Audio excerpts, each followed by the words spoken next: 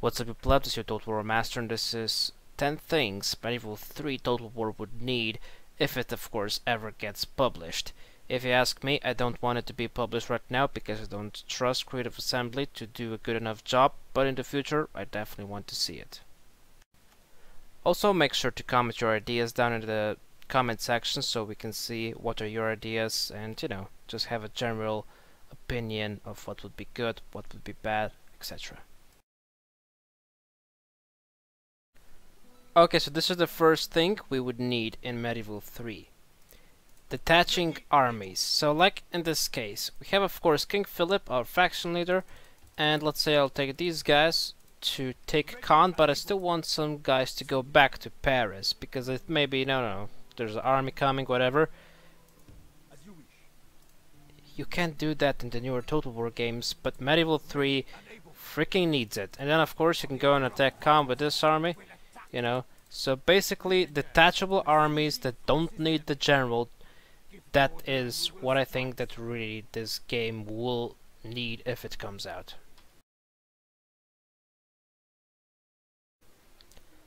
The second one is color recognition and basically memorable colors. When you think of the color red and Medieval 2, you think England. If you think black, you go Holy Roman Empire. I don't know, yellow, Spain. You know, things like that, because in the newer Total War games there are just too many factions and their color are not recognizable. Also, in Rome 1 there's also a very good example of that. So I think Rome 1 really had this good thing about the colors. Let me just see if the same command works. Yeah, it does. Like, colors. You think red, you think Julii. You think blue, oh, it's Scipii. Maybe you guys, is this blue? I don't know. You know, maybe you could think Britannia. You think green, Brutii. You know, just colors that really get stuck in your mind. Whoever played Rome 1, you say Rome 1 red, Julii, boom. You know it. You say Rome 2, what? You know, these games do just feel so familiar, just feel so close to you. I just think that's also good. And one thing I just opened a new campaign over here. And I guess I could add this, like the 11th one, but I'm not gonna. The intros for the campaigns, when you start them, they have their own thing, you know, their own. Every faction has its own cool video, cool narrative, everything about that.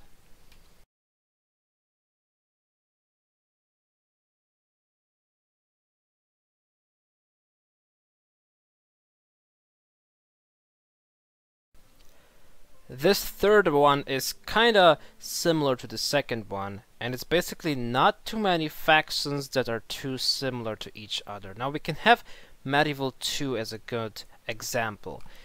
It has 17 factions over here, but of course then also the Papal States, Timurids, Mongols, and Aztecs are also added in, but every faction is kind of a story for itself. Of course there's a few similar units between the Western factions, I guess you could say, you know, similar militia units, similar heavy infantry, but every faction has something special. England has longbowmen, Milan has its crossbowmen, Spain and also Portugal. Okay, Spain and Portugal are a bit similar, but they're both known for conquistadores.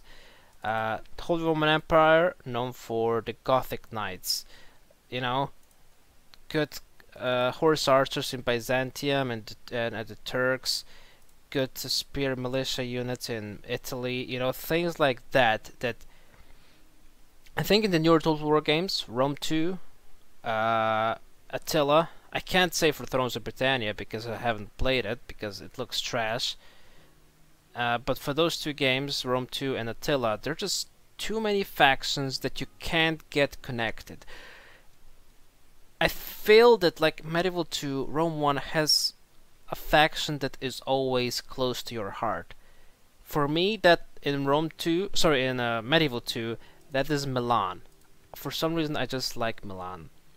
And also in Rome 1, there's always someone who likes a certain faction. So that recognition that you can actually connect to a faction, I think that is lost if there are too many factions that are too similar. Just get lost in everywhere. But over here, I really like that. In Medieval 2, of course.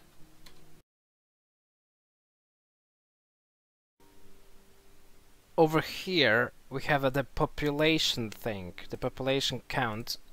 That was, I think, the best in Rome 1. So we can see Arretium has a population of 4,000. You know, we can upgrade it, and of course, then we'll need more. We'll need 6,000 to get the new upgrade. Now, what happens if I disband all these guys? Whoa! It goes up to 5,122. So you can actually manage kind of your population to some extent, you could say, to make cities grow faster, which is actually completely logical. Because, you know, if you disband troops, that means that they have to go somewhere, and that somewhere is the city they're next to. So I think that's a very, very good thing, and it adds something to the whole game.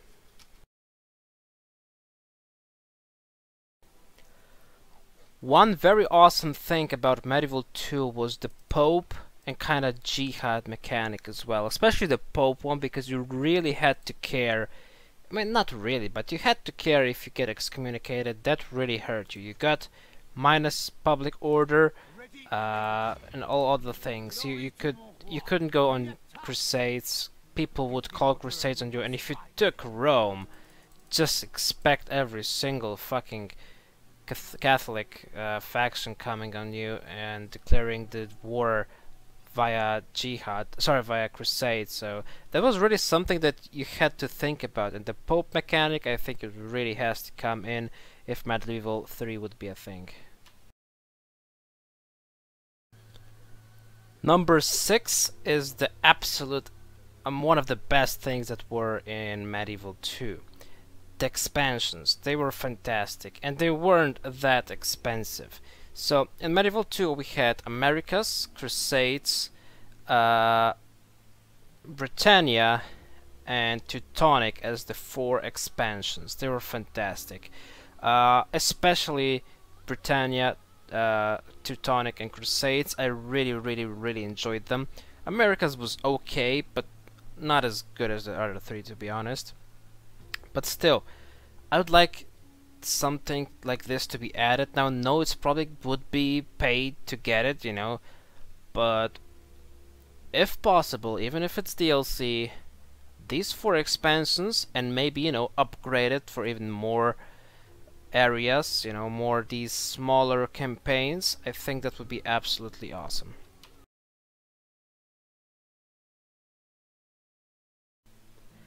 Now, one thing that Medieval 2 didn't have on a level, I would say, is good AI that doesn't cheat and good diplomacy. Now, the Three Kingdoms game coming up in a few months or weeks looks to have very good diplomacy. I'm not sure if it will function properly, but on paper it does look very good. So, you know, that's a big plus.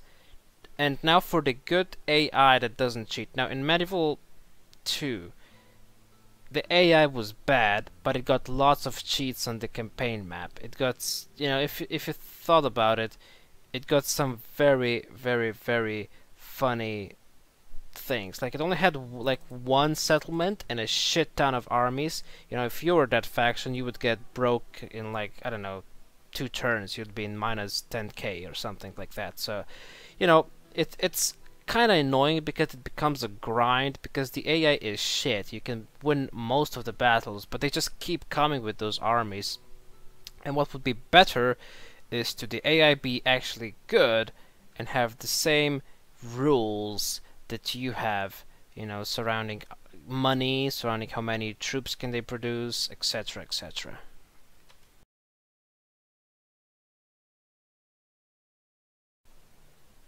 Okay, so the next thing is like the agent activities.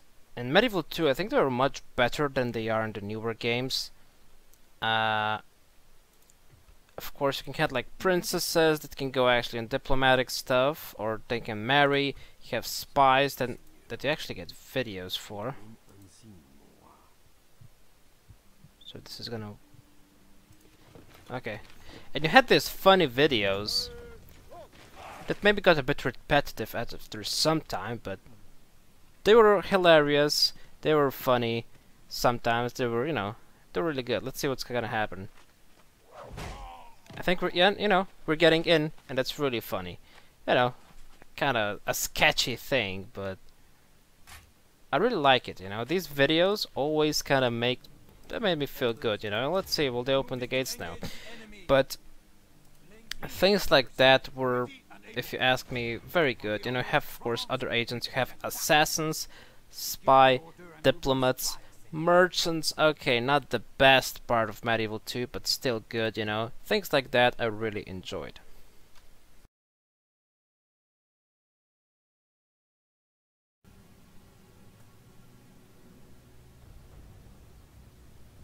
It is an honor to be thought a well-educated Frenchman.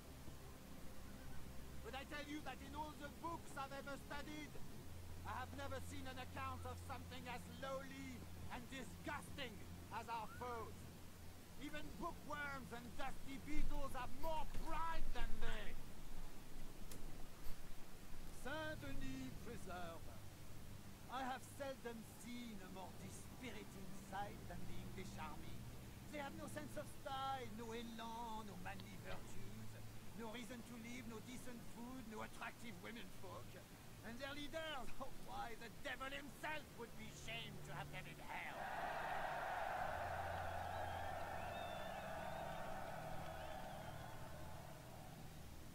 And lastly, as a man of learning and culture, a man whose skill with pen and lute is unmatched in all of France, whose poetry has charmed princesses of the blood, whose wit has confounded learned doctors of the church. I want you to kill those ill-favored sods yonder.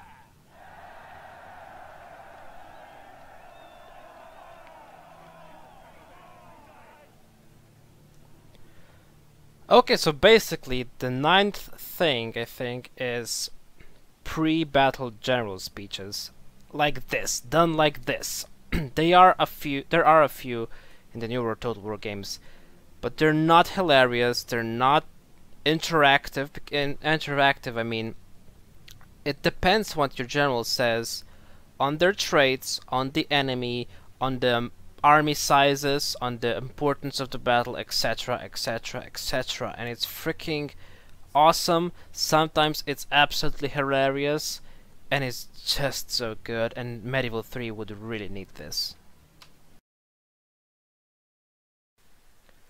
And last but certainly not least, the Hotseat campaigns. My favorite thing in Medieval 2, the Hotseats. They are just so fantastic. Medieval 3 will not be perfect for me without the Hotseats. The best thing that happened to Medieval 2 are the Hotseats. Just an amazing idea, an amazing everything. I just love it. I love it. And Medieval 3 needs the Hotseats. And this is the last thing that I think Medieval 3 should have. Thank you for watching. Hope you guys enjoyed. If you did, make sure to join the pleb army with liking, subscribing, and commenting down below. Also join me on Discord and Facebook. And of course, as I said, comment down below your thoughts and ideas about a potential Medieval 3. Till next time, fuck off.